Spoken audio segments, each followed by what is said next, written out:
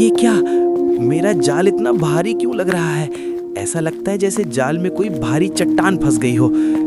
हे भगवान, ये तो एक मछली है, लेकिन ये कैसी चमक है? इसका रंग तो बिल्कुल उगते हुए सूरज की किरण जैसा सुनहरा है। मैंने अपनी पूरी जिंदगी में ऐसी अनोखी चीज नहीं देखी।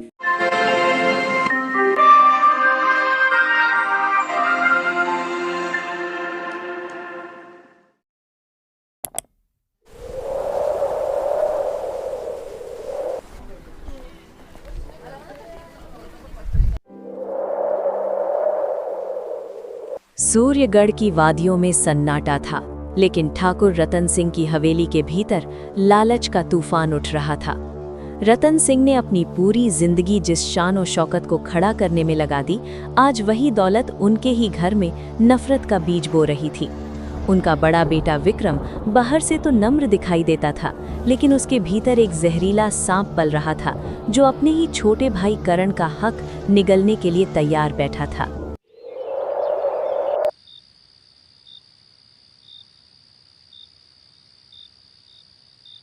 करण, विक्रम, मेरे निकट आओ मेरे बच्चों।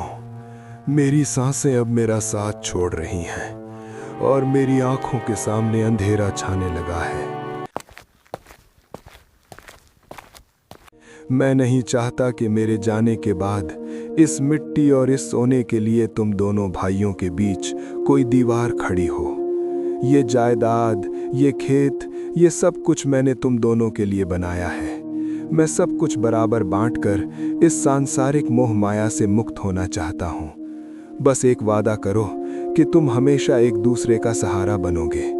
बोलो, करोगे ना? पिताजी, आप ऐसी बातें करके हमारा कलेजा क्यों चीर रहे हैं? आपका होना ही हमारी सबसे बड़ी दौलत है। ये सोना चांदी तो बस हाथ की मैल है, लेकिन अगर आपकी यही इच्छा है कि आप निश्चिंत होकर ईश्वर की भक्ति में समय बिताएं, तो मैंने आपकी तकलीफ कम करने के लिए पहले ही बंटवारे के कागज तैयार करवा लिए हैं। इसमें वही लिखा है जो आपने कहा था, एक एक दिन का आधा आधा। आप बस सुकून से इस पर अंगूठा लगा दीजिए ताकि आपका मन हल्का हो जाए और हम आपकी सेवा कर सकें। हाँ पिताजी, भैया बिल्कुल सही कह रहे हैं। हमें इन महलों का लालच नहीं है, हमें सिर्फ आपका आशीर्वाद चाहिए। आपने हमारे लिए बहुत दुख उठाए हैं, अब आपका सुकून हमारी पहली जिम्मेदारी होनी चाहिए। भैया बड़े हैं, जो भी फैसला करेंगे मुझे मंजूर होगा। आप फिक्र मत कीजिए, मैं और भैया मिलकर आपके नाम और इस रियासत को कभी झुकने नहीं देंगे। आप बस हमारे सिर पर हाथ रखकर हमें दुआएं दीजिए। पागल बूढ़ा और ये मासूम करण, तुम्हें क्या लगता है मैं इतनी बड़ी जायदाद का आधा हिस्सा इस डरपोक करण को दे दूंगा? इन कागजों पर मैंने बहुत बारीकी से लिखवाया है कि पिताजी अपनी मर्जी से सब कुछ मेरे नाम कर रहे हैं और करण के नसीब में सिर्फ वही पुराना गंदा तालाब आएगा जहां मौत बसती है।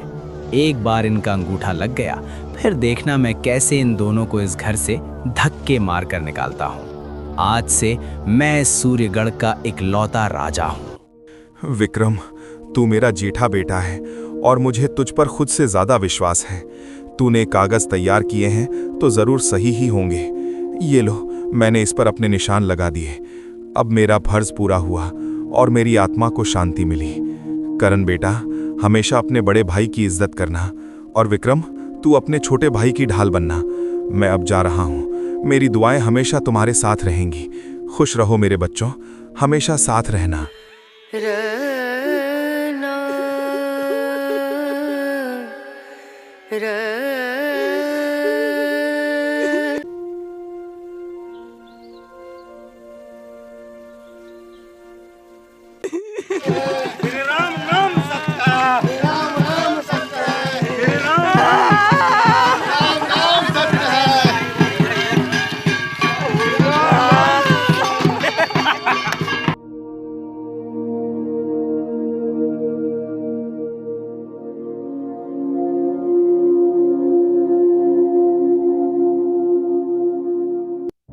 अरे वाह, देखो तो सही विक्रम, कितनी आसानी से ये सारी दौलत हमारी मुट्ठी में आ गई। इस बूढ़े ने बिना पढ़े ही सब कुछ हमारे नाम कर दिया। विक्रम, अब ये मीरा और करण हमारे किसी काम के नहीं है। ये लोग तो हमारी दौलत पर बोझ हैं और इनकी शक्ल देखकर मुझे घुटन होती है। अब जब सारा हक हमारा है तो इन्हें यहाँ रखने का क्या फायदा। इन्हें अभी के अभी घर से बाहर निकालो और इस नए राजपाट का जश्न मनाओ।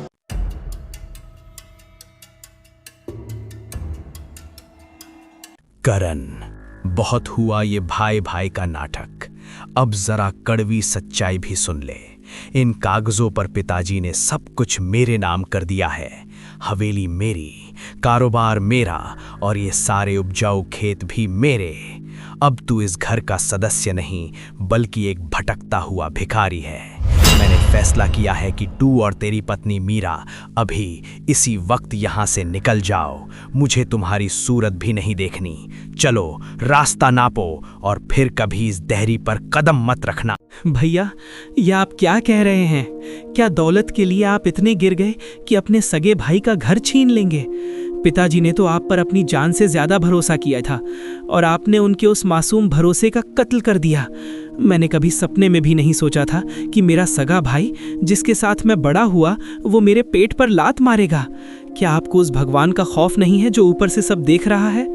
आपने आज रिश्तों का कत्ल किया है भैया। अजी, इनके सामने हाथ मत फैलाइए। जो इंसान अपने मरे हुए बाप के भरोसे को बेच सकता है वो किसी का सगा नहीं हो सकता। दीदी, क्या आपको लगता है कि किसी का हक छीनकर आप खुश रह पाएंगी?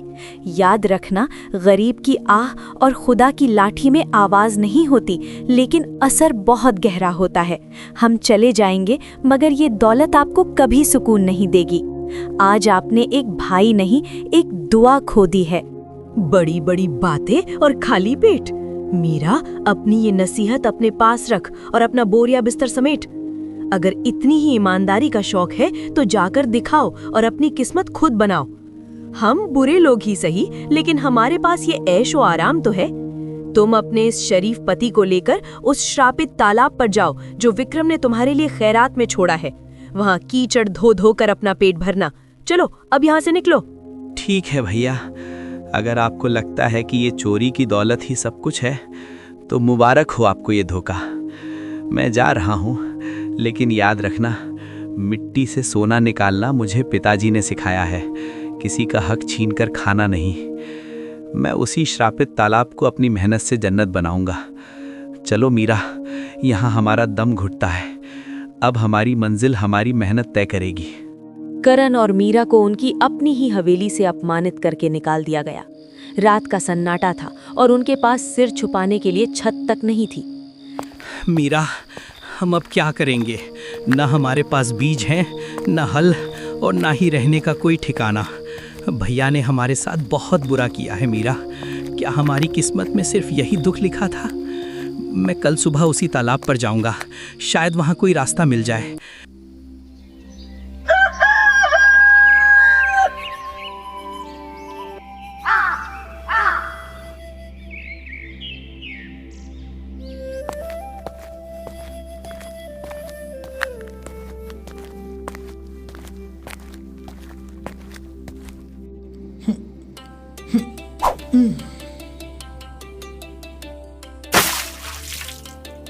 ये क्या? मेरा जाल इतना भारी क्यों लग रहा है? ऐसा लगता है जैसे जाल में कोई भारी चट्टान फंस गई हो। हे भगवान, ये तो एक मछली है, लेकिन ये कैसी चमक है? इसका रंग तो बिल्कुल उगते हुए सूरज की किरण जैसा सुनहरा है। मैंने अपनी पूरी जिंदगी में ऐसी अनोखी चीज नहीं देखी।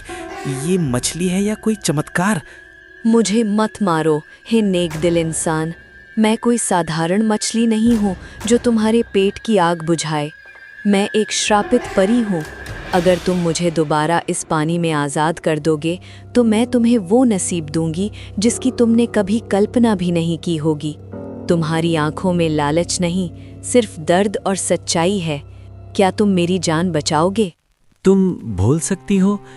अरे, तुम तो कोई देवी लगती हो। देखो, मैं बहुत गरीब हूँ और मुझे खाने के लिए मछलियों की सख्त ज़रूरत थी, लेकिन मैं इतना पत्थर दिल नहीं हूँ कि तुम्हारी जैसी अनोखी और बोलने वाली जान ले लूँ। जाओ, तुम आज़ाद हो। तुम्हारी इसी नेकी ने मुझे जीत लिया करण। ये लो जादुई बीज। इन्हें इस तालाब की कीचड़ में बो देना। कल की सुबह जब सूरज निकलेगा तो तुम्हारी किस्मत भी उसी सोने की तरह चमकेगी जो तुमसे छीना गया है। करण ने जादुई बीज को तालाब में लगाया और अगले ही दिन वो बीज एक सोने के पेड़ में बदल गया। उस सोने को बेचकर करण एक बहुत बड़ा आदमी बन चुका था। जहां कल तक बदबू आती थी, वहां अब सुनहरे सिंघाड़े और कमल चमक रहे थे। लेकिन ये चमक विक्रम और माया के दिलों में जलन की ऐसी आग लगा रही थी जो उनके महल के सुकून को राख में बदलने वाली थी।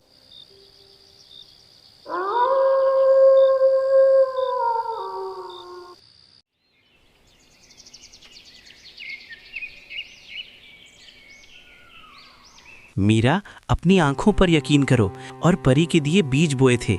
ये सिर्फ सोना नहीं है मीरा, सब्र का इनाम है। अब तुम्हें कभी भूखा नहीं सोना पड़ेगा और न ही किसी के आगे हाथ फैलाना पड़ेगा। आज हम आज़ाद हैं मीरा, आज हम सही मायनों में अमीर हैं।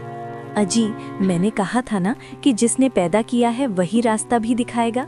जब आपने उस सुनहरी मछली को दोबारा पानी में छोड़ा था, तभी मेरे दिल ने कह दिया था कि ऊपर वाला हमारी लाज जरूर रखेगा। जरा देखिए तो सही, गांव के लोग जो कल तक हमें देखकर रास्ता बदल लेते थे, आज हैरानी से खड़े हमें देख रहे हैं। लेकिन स्वामी, हमें इस दौलत का अहंकार नहीं करना है। हम इससे उन सब की मदद करेंगे जो हमारी तरह बेबसी में जी रहे हैं। नहीं, ये नहीं हो सकता, ये नामुमकिन है। वो करण जो कल तक एक एक रोटी के लिए मोहताज था, जिसके पास रहने को छत तक नहीं थी, आज उसके पास इतनी दौलत कहाँ से आ गई? मैंने उसे वो जहरीला तालाब इसलिए दिया था ताकि वो भूखा मरे और लोग उसका मजाक उड़ाएं, लेकिन उसने तो रातों रात मेरी शान को धूल में मिला दिया। माया, मुझे चैन नहीं आ रहा। मेरा कलेजा जल रहा है ये देखकर कि वो मुझसे भी बड़ा सेठ बन गया है। शांत हो जाइए विक्रम। गुस्सा करने से दुश्मन का नुकसान नहीं होता, दिमाग जलाने से होता है। जरूर उस करण ने कोई काला जादू किया है या फिर उसे पूर्वजों का कोई छुपा हुआ खजाना मिल गया है। आपने देखी उसकी चमक? हमारी हवेली अब उसके सामने एक पुरानी झोपड़ी लगती है। अगर आपने वक्त रहते कुछ नहीं किया तो पूरा सूर्यगढ़ उसी को अपना मालिक मान लेगा। जाइए उसके पास, अपना रिश्ता याद दिलाइए और उगलवाइए ये राज कि ये चमत्कार हुआ कैसे।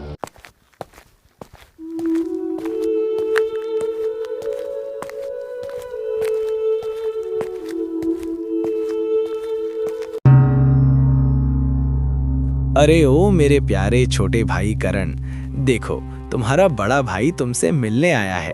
पुरानी बातों को मिट्टी पाओ, आखिर हम एक ही माँ बाप की औलाद हैं। लेकिन मुझे ये तो बताओ मेरे भाई, ऐसा कौन सा जादू हो गया कि रातों रात तुम्हारा ये गंदा तालाब सोना उगलने लगा? क्या तुम अपने बड़े भाई को ये राज नहीं बताओगे? हम मिलकर इसे और बड़ा करेंगे। भैया, मेरे दिल में आपके लिए कोई मैल नहीं है। पिताजी ने हमेशा सिखाया था कि अपनों से बैर नहीं रखते। मैं जानता हूँ कि आप हैरान हैं, लेकिन ये सब उस सुनहरी मछली की वजह से हुआ है जो असल में एक परी है। मैंने उसकी जान बचाई और बदले में उसने मुझे ये जादुई बीज दिए। अगर आपका दिल साफ है और आप ईमानदारी से मांगे तो शायद वो आपकी भी सुन ले। लेकिन याद रखिए भैया, वो सच्चाई की दोस्त है और लालच की दुश्मन। बेवकूफ करण, तूने तो सिर्फ थोड़े से बीज मांगे, लेकिन मैं इतना छोटा नहीं सोचता। अगर मैं उस मछली को ही पकड़ लूं तो मुझे रोज रोज बीजों का इंतजार नहीं करना पड़ेगा। मैं उसे अपने महल के सुनहरे तालाब में कैद कर लूंगा और रोज सोने की अशर्फियां मांगूंगा। लालच ने विक्रम की अक्ल पर ऐसा पर्दा डाल दिया कि उसे मौत का खतरा भी दिखाई नहीं दिया। अगले ही दिन सूरज निकलने से पहले वो लोहे का मजबूत जाल लेकर उस तालाब पर पहुंच गया।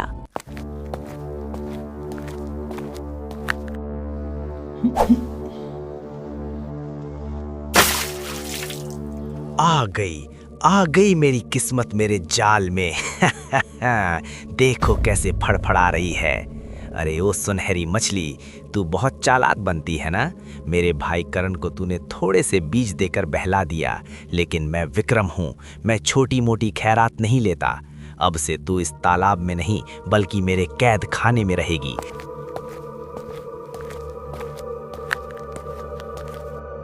चल अब मेरे साथ और मुझे अभी के अभी ढेर सारा सोना निकाल कर दे, वरना मैं तेरा दम घोंट दूंगा। रुक जाओ लालच के अंधे इंसान, मुझसे दूर रहो और मुझे छूने की भूल मत करना। तुम्हारे दिल में सिर्फ धोखा और अपने भाई के लिए नफरत भरी है। करण ने मुझे दुख नहीं पहुंचाया था, इसलिए वो अमीर हुआ। लेकिन अगर तुमने मुझे इस नीयत से छुआ तो तुम्हारा अंजाम ऐसा होगा कि दुनिया कांप उठेगी। अभी भी वक्त है, जाल खोलो और मुझे जाने दो, वरना सदियों तक इस गुनाह की सजा भुगतोगे। चुप कर, एक मामूली जलचर होकर तू मुझे नसीहत देगी? तेरी हिम्मत कैसे हुई मुझे डराने की? मैं इस सूर्यगढ़ का राजा हूँ, जो चाहे वो कर सकता हूँ। ये ले, मैंने तुझे अपने हाथों से पकड़ लिया, अब देखता हूँ तू कैसे मेरी बात नहीं मानती। अरे अरे, ये मुझे क्या हो रहा है?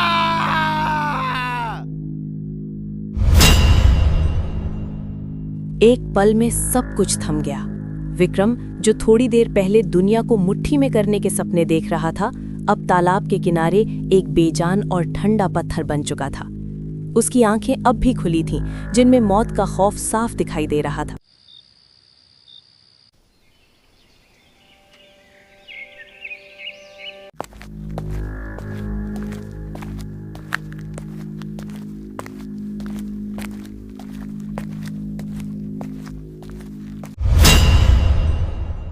नहीं विक्रम, ये क्या हो गया? उठिए ना, आप पत्थर कैसे बन गए?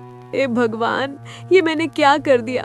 मैंने ही उन्हें उकसाया था, मैंने ही उनके कान भरे थे। करण, तुम्हारे भाई का क्या हाल हो गया है? उसे बचाओ करण, तुम्हारी मछली ने उन्हें पत्थर बना दिया है। हमें माफ कर दो करण। भैया, ये मैं क्या देख रहा हूँ? मैंने आपसे हाथ जोड़कर कहा था भैया कि लालच मत कीजिए, लेकिन आपने मेरी एक ना सुनी। माना कि आपने मेरे साथ पूरा किया, लेकिन मैं आपको इस हाल में नहीं देख सकता। आप मेरे बड़े भाई हैं, पिताजी की निशानी है। हे ईश्वर, क्या कोई रास्ता नहीं है मेरे भाई को वापस जिंदा करने का? मैं उन्हें ऐसे नहीं छोड़ सकता। रोना बंद करो करण, इसने मुझे अपनी गंदी नीयत से छुआ था, इसलिए इसका ये हाल हुआ। इस श्राप को तोड़ना मेरे बस में नहीं है। इस श्राप को सिर्फ वही साधु महाराज तोड़ सकते हैं जिन्होंने मुझे ये मछली बनने का दुख दिया था। लेकिन वहाँ का रास्ता बहुत खतरनाक है। क्या तुम तैयार हो? मैं जाऊंगा, चाहे रास्ता मौत से गुजरे या आग से। मैं अपने भाई को इस पत्थर की कैद से आज़ाद कराऊंगा। मैं उन्हें ऐसे मिट्टी में मिलते नहीं देख सकता। मुझे रास्ता बताइए परिमा, मैं हर खतरा मोल लेने को तैयार हूँ। ठीक है करण, तुम्हारा इम्तिहान शुरू होता है। वे साधु महाराज काले जंगल में तपस्या कर रहे हैं, लेकिन याद रखना, वहाँ तुम्हें हर कदम पर धोखा मिलेगा। अगर तुमने अपना दिल साफ रखा और रास्ते में किसी की मदद की, तो रास्ता अपने आप बनता जाएगा। जाओ करण, वक्त बहुत कम है, सूरज ढलने से पहले पहुंचना होगा। सूर्यगढ़ की खुशियां अब मातम में बदल चुकी थीं। एक भाई लालच की वजह से बेजान पत्थर बन चुका था और दूसरा भाई काले जंगल की उन राहों पर निकल पड़ा था जहां मौत हर कदम पर पहरा देती थी। बचाओ, क्या कोई है जो इस बूढ़े पर रहम करेगा? मैं इस दलदल में धंसता जा रहा हूँ और मौत मेरी आंखों के सामने खड़ी है। बेटा, मेरे पास तुम्हें देने के लिए न सोना है न चांदी, सिर्फ दुआएं हैं। क्या तुम अपनी मंजिल और अपना वक्त छोड़कर एक अनजान की जान बचाने का जोखिम उठाओगे, या तुम भी इस दुनिया की तरह सिर्फ अपने बारे में सोचते हो? बाबा, आप फिक्र मत कीजिए, मैं आ गया हूँ। इंसान की जान से बड़ी कोई मंजिल नहीं होती, चाहे मुझे कितनी ही देरी क्यों ना हो जाए, चाहे मेरी किस्मत का दरवाज़ा हमेशा के लिए बंद हो जाए, मैं आपको इस मौत के मुंह में तन्हा नहीं छोड़ सकता। जोर से पकड़िए, बस थोड़ा सा और, निकल आए आप ठीक तो है ना बाबा? मेरी मंजिल तो मिल ही जाएगी, पर आपकी जान बच गई, यही मेरे लिए सबसे बड़ा सुकून है। करण, तुमने आज साबित कर दिया कि तुम्हारा दिल उस सोने की मछली से भी ज्यादा बेशकीमती है। मैं ही वो साधु हूँ जिसे तुम ढूंढ रहे हो। मैंने ही उस परी को मछली बनने का श्राप दिया था और तुम्हारे भाई के लालच को देखकर उसे पत्थर बनने की सजा दी थी। मैंने रास्ते में तुम्हारा इम्तिहान लेने के लिए ये दलदल का स्वांग रचा था और तुम उसमें कामयाब हुए हो। बोलो पुत्र, क्या चाहिए तुम्हें? महाराज, मैं आपसे अपने लिए कुछ नहीं मांगने आया। मेरे बड़े भाई विक्रम ने लालच में आकर बहुत बड़ा पाप किया है, पर वो मेरा खून है। उन्हें इस पत्थर की कैद से आज़ाद कर दीजिए और उस मासूम परी को भी उस श्राप से मुक्त कर दीजिए जिसने मेरी गरीबी दूर की। मैं उनकी सज़ा अपने सर लेने को तैयार हूँ, पर उन्हें पश्चाताप करने का एक मौका और दीजिए। करण, श्राप तोड़ने के लिए अमृत कुंड का जल चाहिए, पर एक बात याद रखना, वो जल तभी काम करेगा जब तुम उसे विक्रम पर छिड़कते वक्त अपने दिल से ये कहोगे कि तुम अपनी सारी दौलत, अपनी हवेली और अपना सारा सोना त्याग करने को तैयार हो। क्या तुम फिर से गरीब बनना पसंद करोगे, सिर्फ उस भाई के लिए जिसने तुम्हें घर से निकाला था? सोच लो, ये फैसला तुम्हारी पूरी जिंदगी बदल देगा। मुझे वो अमृत दे दीजिए, मैं अभी जाकर उन्हें आज़ाद करूंगा। अमृत लिया और किसी तीर की तरह दौड़ता हुआ वापस उस तालाब पर पहुंचा। करण ने कांपते हाथों से वो अमृत विक्रम के ठंडे शरीर पर छिड़का। भैया, लौट आइए, देखिए मैं अमृत ले आया हूँ। मैंने अपनी सारी दौलत, अपनी हवेली, अपना सोना सब कुछ त्याग दिया है, बस आप वापस आ जाइए।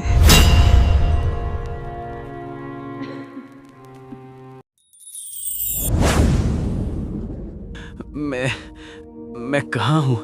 ये कैसा अंधेरा था? करण, तुम रो क्यों रहे हो? मुझे सब याद आ रहा है, मेरा लालच, वो मछली। मैंने तुम्हारे साथ कितना बुरा किया करण।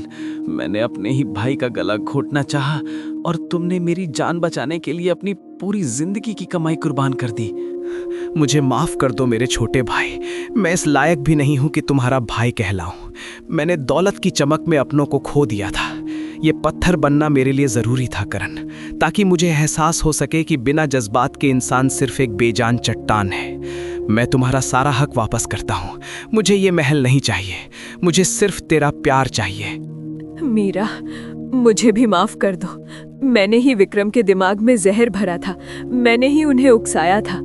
आज जब मौत सामने देखी तो समझ आया कि असली दौलत सोना चांदी नहीं, बल्कि मुसीबत में साथ देने वाला परिवार होता है। हमने तुम्हारा घर उजाड़ा, पर तुमने हमारा सुहाग बचा लिया। हम गुनहगार हैं तुम्हारे। दीदी, अब रोना बंद कीजिए। जब सुबह का भूला शाम को घर आ जाए तो पुरानी बातों को याद नहीं करते। हम सब एक ही परिवार हैं। जब दिल मिल गए हैं तो ये दौलत और गरीबी हमारे बीच कभी दीवार नहीं बन पाएगी। चलिए, अब सब आंसू पोंछ लीजिए, क्योंकि आज हमारा परिवार फिर से जिंदा हो गया है। करण, तुम्हारी नेकी ने आज 2 श्राप तोड़े हैं। मैं भी अब इस मछली के शरीर से आजाद होकर वापस अपने परीलोक जा रही हूँ।